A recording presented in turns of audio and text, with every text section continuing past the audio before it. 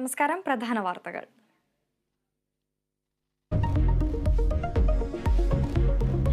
പയ്യാമ്പലത്ത് CPM നേതാക്കളുടെ സ്മൃതി കുടീരം വികൃതമാക്കിയതിൽ അന്വേഷണം ഊർജിതം. ഒഴിച്ചത് ശീതളപാനീയത്തിന് സമാനമായ ദ്രാവകമെന്ന പ്രാഥമിക നിഗമനം. ലാബ് പരിശോധനാ ഫലം ഇന്ന് പുറത്തുവരും.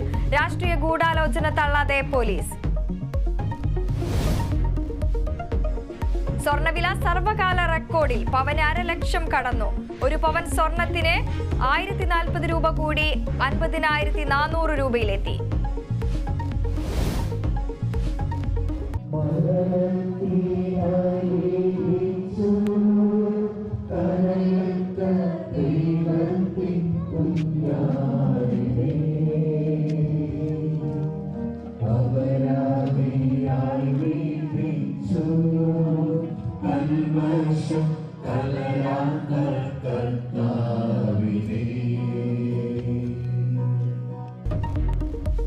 യേശുവിന്റെ കുരിശു മരണത്തിന്റെ ഓർമ്മയിൽ ദുഃഖവെള്ളി.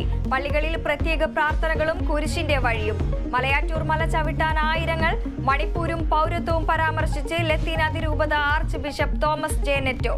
രാജ്യത്തെ ഒരു പൗരനെങ്കിലും ഭയപ്പെട്ടു ജീവിക്കുന്നുവെങ്കിൽ അത് രാജ്യത്തിന്റെ പരാജയമെന്ന് മാർ തോമസ് തറയിൽ. കോഴിക്കോട് പേരാമ്പ്ര അനു കൊലക്കേസിൽ പ്രതി മുജീബിന്റെ ഭാര്യ അറസ്റ്റിൽ.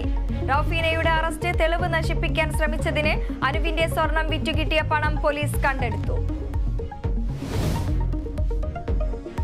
പത്തനംതിട്ട അടൂരിലെ വാഹനാപകടത്തിൽ ദുരൂഹത. വിനോദയാത്രയ്ക്ക് പോയ അനുജയെ ഹാഷിം കാറിൽ കൊണ്ടുപോയി.